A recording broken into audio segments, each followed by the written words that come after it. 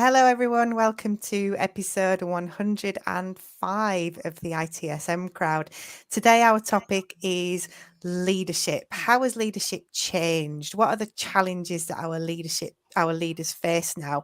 And what can we do if we're in leadership roles to prepare ourselves for this evolving world that we live in? So we're still in our evolution of ITSM space. We've got a lot of episodes that cover that theme, but today we just want to focus in on this one specific area.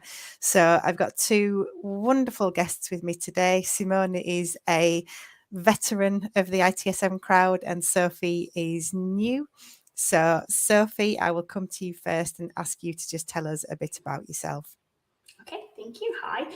So I'm Sophie. I have been working in technology for around about 25 years. And at the start of this year, I took the step from being a permie into the world of consultancy, set up my own consultancy where I offer services to do with service management and leadership, but also I am also a mentor outside of work and inside work, and very passionate about mentoring people. Thank you very much. And Simone, say hello.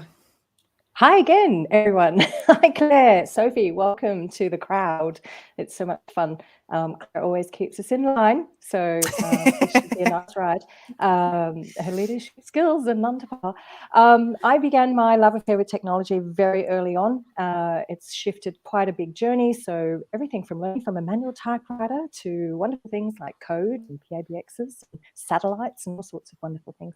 And now I find myself, of course, deep diving into rediscovering our humanity, very much with humanizing IT, looking at emotional AI, ethical AI, but also too the widening and deepening the emotional intelligence and that type of thing as well.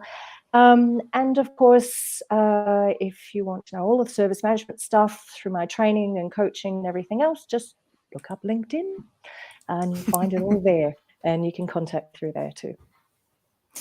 Thank you so much. So, I mean, Simone, you introduced the topic and then I got to meet Sophie, and it seemed that she would be a wonderful fit for this episode as well. But why are we talking about evolving leadership? What's changed? Oh, I know we talked a few months ago about this. And one of the things that I was frustrated with, and I'm sure that a lot of people are, is what is leadership now in today's context and how is that fitting? It's not to say that the wonderful things that we've done as leaders or the way we operate as leaders isn't valid, but there is definitely shifting sands and different approaches that are needing to come in. And so I started looking a lot at what we call liberating leadership and helping them make the shifts. And when I think about the word liberation, it's not really commonly found as part of our daily vocab, certainly not in Western society. And when we think about that freedom, or freedom from limiting our thoughts, freedom from limiting certain behaviors, or getting unstuck, is the way I tend to look at it. And I think those are the sorts of things that a lot of leaders, current leaders, are needing, but also the new leaders that we're either developing or the ones that are presenting themselves to us. It's a really great opportunity to really, free ourselves from those limiting beliefs and behaviors, and empower ourselves to be different types of leaders as and when that's needed. I think you've also got that gap as well between what's a manager and a leader. And I think particularly for people that are coming into leadership, that's a really key thing to learn, because they're not the same thing. And managing, of course, you're looking after your team and all of the things that go with that. But to lead, you don't necessarily have direct reports. And it's for me, it's important to understand the distinction. It's something that I've been sort of banging on about. Anybody that's worked with me in the last however many years will have heard me say, well, what's the difference between a leader and a manager? Because that distinction is really important. And actually, I think that's, I'm wearing this particular T-shirt. My mother gave this to me as a bit of a joke. It's like, we had a big family. That is, coordinating chaos. So that's an interesting thing. The difference between leader and manager. Do both of them become chaos coordinators, just in a different way? Quite possibly, depending on what it is they're doing, but absolutely. I think in one sense, potentially you could be herding cats in terms of managing large teams and everything that goes with that. But in terms of leadership, you've got your strategy and everything else in that kind of field that could be chaotic and unknown that you need to coordinate. And I can see we've got people watching live. Chip in, please do. Use the YouTube comments. And if you've got questions or if you've got points that you want to share, we can pick them up. We'll bring them up on screen and we'll add them to the debate. It's always great to hear from the audience. I think one thing that's worth touching on, we've said this distinction between leader and manager, but, Simone, you mentioned the sort of the acceleration of change in technology.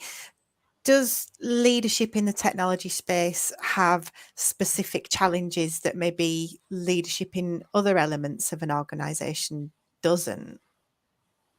Wow, that's an interesting question, simply because I've come from both business side as well as from tech side. And also too, when I think about my background in the military as well and how that fits in,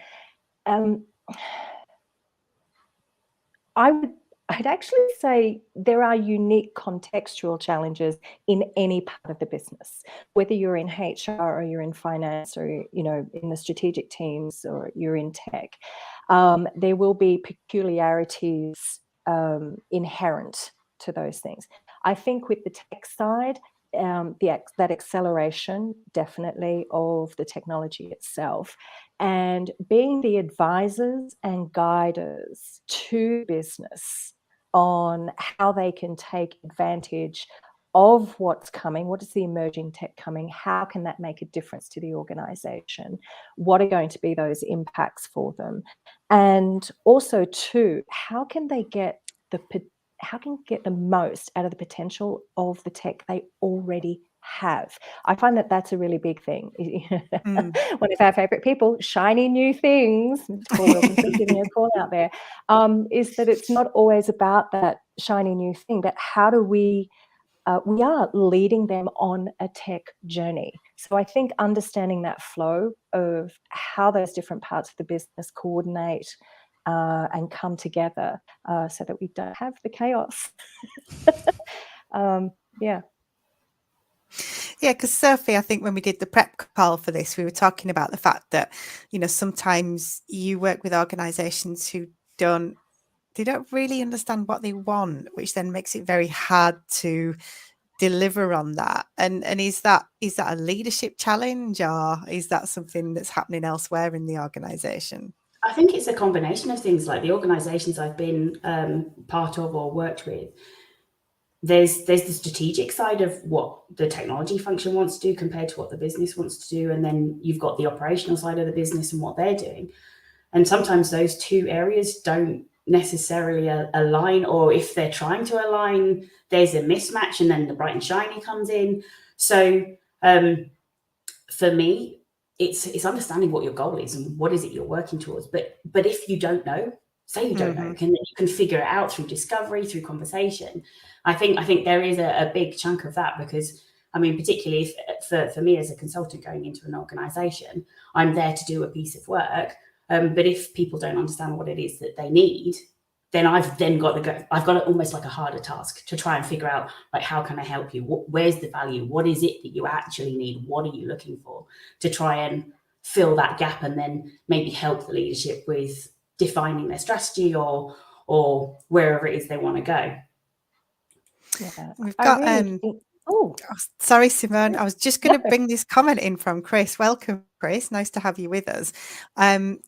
So he's talking about the manager versus leader idea that we just touched on, and support for both is crucial. And I think that's worth picking up on, because certainly in a lot of the organizations I've worked with, there is this assumption that gradually over time, one just becomes a manager. If you hang around in the organization long enough, you get given some direct reports, and not everybody wants to do that, and not everybody has the natural skills for that. I think Charity, who runs Honeycomb, the observability company, she's done some amazing blogs on the sort of the different paths that engineers can go. And, you know, not every engineer, for example, wants to become a manager. But in terms of support for both managers and leaders, you both mentioned being active in the mentoring coaching space.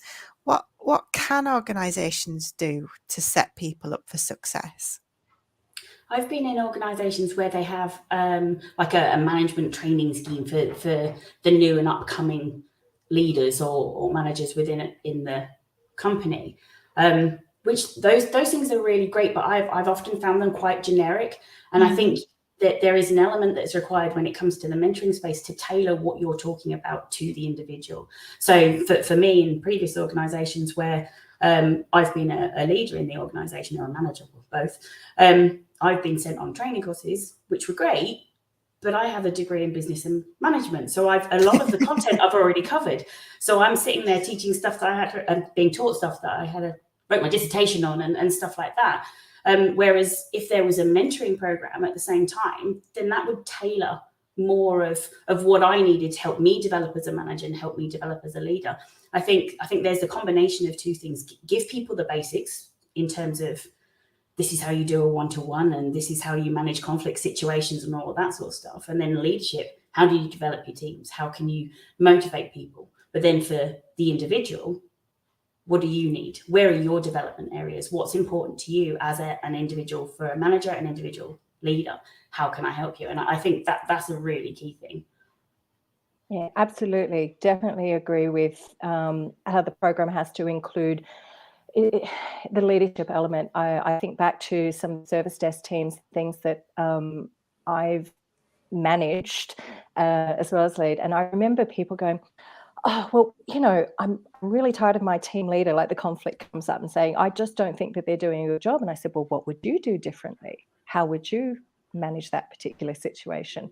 And to the point where I've said, all right, I mean, you're obviously very keenly wanting to do this. And yes, put them on a particular training course because I wanted them to have that foundation or the core that they hadn't done yet in that. And then as they come back, I said, right, you have the opportunity now while this person is away on holidays, etc. I'll put you in as the temporary team leader and see how you go. Within 2 weeks, she'd come back to me and said, oh, I don't want to do this job. Can you arrange it so I can actually go and work in networks? You know, can I work in the network team?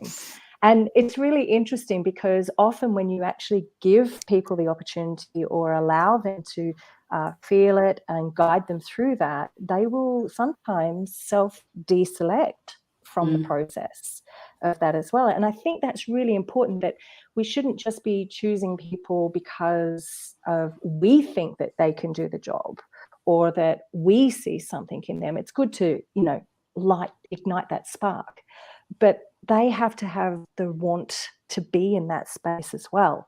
And I think a good mentor really understands where that person's coming from and the space that they're sitting in, and allowing them to, I guess, experiment a little and to really see if that's where their heart is, that's where their mind is. I definitely agree with that. In terms of the mentoring that I do, one of my mentees, we had a conversation recently about challenging situations. And I was asked, what would I do? And I said, my response was, well, this is what I would do, but this is a very Sophie response. This is a very Sophie approach. And I wouldn't recommend that to you because I don't know what you would be like in a working environment, how you would respond, and like your facial expressions, your body language, all of that sort of stuff. We would need to do a lot of role play for me to sort of try and get a feel for how you would go. But at the end of the day, you've got to manage a situation the best way you possibly can. And my approach is always like, this is what I would do. And I've also had in the past where I've had team members that want to take on more responsibility. And I know they haven't always agreed with my decisions as a leader or a manager. I think when they've then been in a management position, they're like, yeah, now I understand why you did it that way. That might not necessarily work for me, but giving the context, exactly like you're saying, Simone, where you're in that position to have a go, to figure out actually what I thought I might do, that doesn't necessarily work in that situation. You've got to take on additional considerations of how other people are going to react. But absolutely with the mentoring, You've got to give people the go on. Yeah, I think too that, this is, talking about how, organizational change has changed, and that, some of the older methods aren't adapting as well as what some people might have hoped they would, and that we need to explore the different ways of doing things. And I think part of the leadership issue, or why leadership needs to shift, the way we lead needs to change, is because people are still believing that they're fighting the same situation. They're still fighting the same structures or the same processes. And some of those situations no longer exist, but they're carrying that over from the previous time. And so it's like, it's like almost they're cheating death again and again, because, they're getting away with things, but it's actually the people around them that are paying the price for that poor leadership. And then there's also, and, speaking of conflicts, there are those situations where sometimes they've gone into leadership with all the great intentions in the world, but without that mentoring, without that development, a lot of them can become what I would call ethically bankrupt. And that's a big term, isn't it? Ethically bankrupt is terrible. But this is where time is running out. You only have a limited time to make sure that your legacy is one of good value. We're not staying in the roles as long as what we used to. We are shifting into different companies and different things that excite us. So time's running out, guys. Pay attention to, what it is you want to do in your leadership and how you're leading, because that is your legacy. Absolutely. And I think, there's an interesting point there in terms of you've got to come in and you've got to get active, but equally, you see these organizations where new CIO number one came in and launched massive project A, but then left after 2 years, and then new CIO number two comes in, and actually we're not doing A anymore, we're doing B now. And that there is this kind of, we must do something massive. And I think perhaps we maybe ask our leaders to do the wrong things. I want to kind of come back to this sort of the focus on value, and I suspect this is a tech leadership thing, in that it is easier to jump for the shiny new thing than it is to actually look at the legacy that you're inheriting, and perhaps the best use that can be put to. I don't know if that's something that you've seen, Sophie. Yeah, I think definitely with the change in leadership, everybody wants to come in and do a good job. They want to make their mark. They want to say, yes, I was here, I achieved this, I did this thing, which is great. And that's human nature. But there's the other side of that, is what's best for the organization.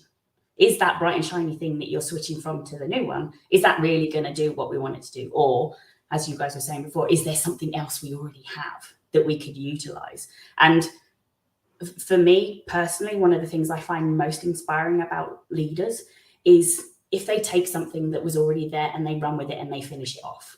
For me, is getting that job done, showing the value that not only can they continue to deliver, but they've taken something that they might not have chosen, but they've run with it and then evolve it from there. And for me, I think that's a very I've come across that a lot of times with new people coming in. It's like, we're not going to do it that way, Sophie. We're going to do it this way. Okay. Yeah. They've got to build their own empire. They've got to build their little cache of the world, if you like. I think that's a real identity thing. I think they haven't given permission to leaders to take on what is already there. They've sort of got the big splash. And quite frankly, the majority of the most successful and the leaders I've enjoyed working with, or not just with, but for the most, are actually tend to be the quieter achievers in some ways. And I think, this is a real challenge for the work you do. If you didn't have the title, where is your sense of identity? Are you so attached to the title that you've lost yourself in that? When your identity is challenged, you can feel somewhat undermined.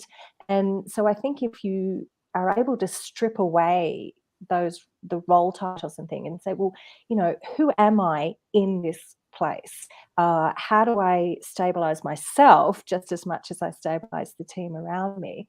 So that question, who are you without the title, I think, why are you relying on that rather than the work you do and the impact the work has?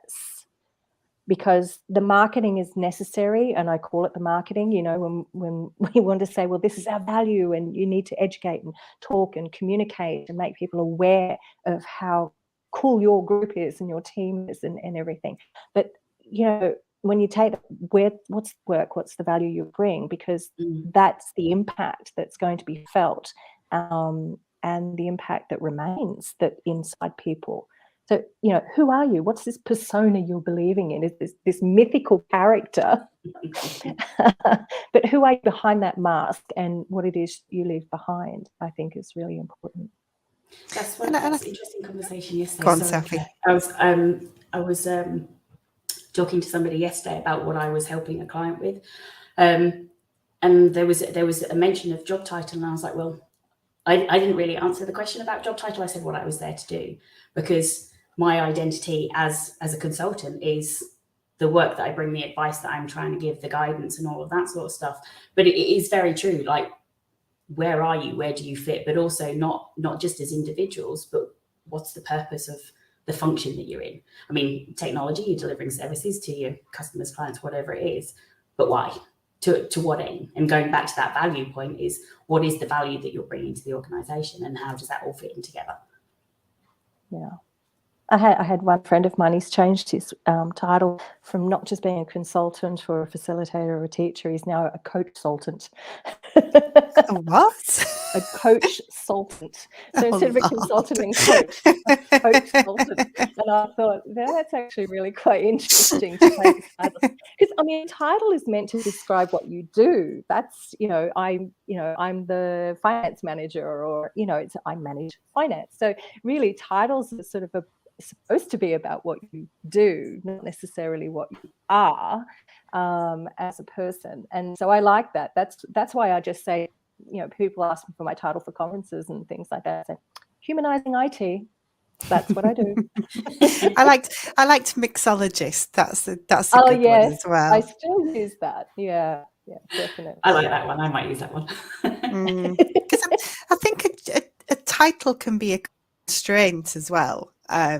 You're defining yourself, but then if you are, for example, the CIO, does that constrain you? Does that pigeonhole you within the organization? I tend to just use director now, because that's a catch-all, and I'll be doing sales, marketing, HR, finance, development, whatever it might be, depending on what day of the week it is. But there was one question that kind of occurred to me when you were talking about titles, and we see it on LinkedIn that the self-described thought leaders and community leaders. Do you think leaders are born or made? Oh, what an age-old question. Yeah. I think both. I've seen it happen. That's why I love this T-shirt, Chaos Coordinator, because I have seen some of the most amazing leadership behaviors. And I mean that, like, this is the behavior it's like their thoughts and their beliefs have somehow during that chaos moment cracked open. And they've been able to see something, they've been able to look around and assess and be able to go, right, this is what we have to do. So even the quietest person who hardly says anything, in those moments, there is brilliance that I see. So in that sense, for some people, it might happen until they're in their 50s. For others, it might happen in their 20s. Or, I don't put any time limit on that sort of thing. And I think, yes, both born and made, from my experience when I see that happen. Yeah, I completely agree. And I think the going back to what's a leader versus what's a manager, a leader isn't necessarily somebody that's in charge of people or in charge of resources. You can have somebody who's part of a team, part of the team who is leading by example, and they have those leadership behaviors and qualities that other people in the team are like, oh yeah, okay, that's a good idea. Let's go down that road, because of the way that they deliver and they present themselves or whatever it is in a meeting or whatever session, that they get people motivated and inspired to follow them. And if I was just thinking as you were speaking then, like thinking about leadership being born, when you see children playing like team sports, there's normally one person or a couple of people that they will follow, and it's not necessarily the team captain of the football team. It could be somebody else that they're like, oh yeah, okay, that's a good point. Or I know, like if somebody missed a goal or something and one person goes and hugs the person that missed the goal, that's showing leadership qualities. And I think you've definitely got the combination of the two. Some are born and some maybe need a little bit of nurturing. That's where the mentoring and the coaching comes into play, because you can support people in their growth if they want to become the sort of more traditional word of a leader in terms of being a senior person in an organisation.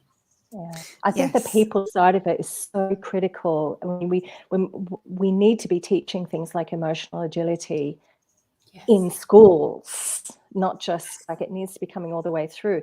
But if you don't have that even included in your work programs, then it's because it's not just about yes, our well-being programs and things like that. If we really want to develop leaders, then we really need to be giving them that space to both experience and develop and learn those emotional skills. I mean, you know, creating this, there's a need to change because, you know, we've built this world around us that doesn't always allow for change. And so we need to crack that open. And your emotional reaction to things doesn't make things heal faster. It actually only deepens what's happening.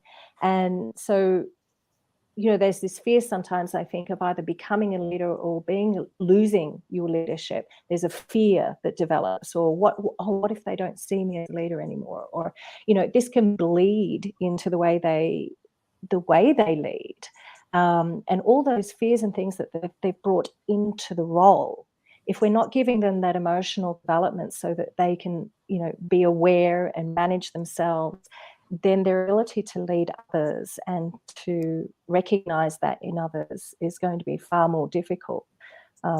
So I love that example of seeing it on the sports field with the kids, or just watching those natural behaviors.